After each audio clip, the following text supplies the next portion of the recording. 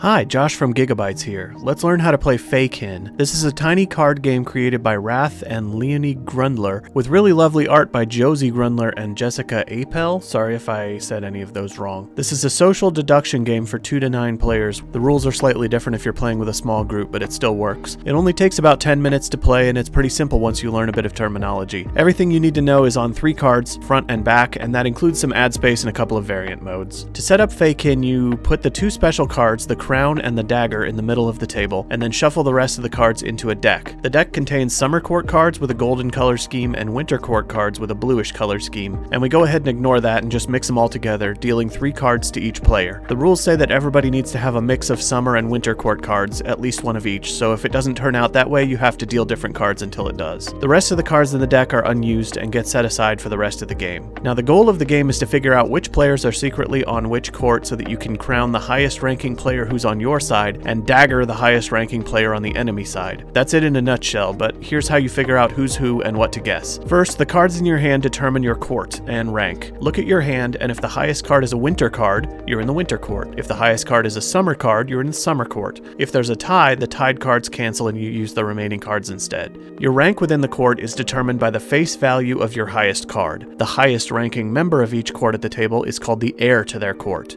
Starting with the player who most recently told a lie, take turns clockwise around the table. When it's your turn, you get to challenge any other player to a duel. When you do this, you secretly pick a card of either court, and the player you challenged does the same. Both of you put the cards face down and peek at both so you know the cards, but the rest of the players at the table don't. Whichever one of you has the lowest card loses the duel, and has to reveal their chosen card and put it face up in front of them for the rest of the game. The player who won gets to keep their card hidden and return it to their hand. Play proceeds this way, dueling and revealing, until somebody's ready to guess the heirs of each court, which is called making a claim. To make a claim, you simply touch the crown and dagger cards, which triggers the end of the game. Then you're allowed to discuss with the table, and players can lie, beg, and deceive all they want until you lock in your guess by putting the crown in front of the highest ranking player of your court and the dagger in front of the highest ranking member of the opposing court. Then all players reveal their cards. If your guesses were right, you and all members of your court win the game. If you were wrong, all members of the opposing court win the game. In the rare case that all players ended up being on the same court, the only way to win is to crown the heir of your court and place the dagger in the center of the table to mark no one.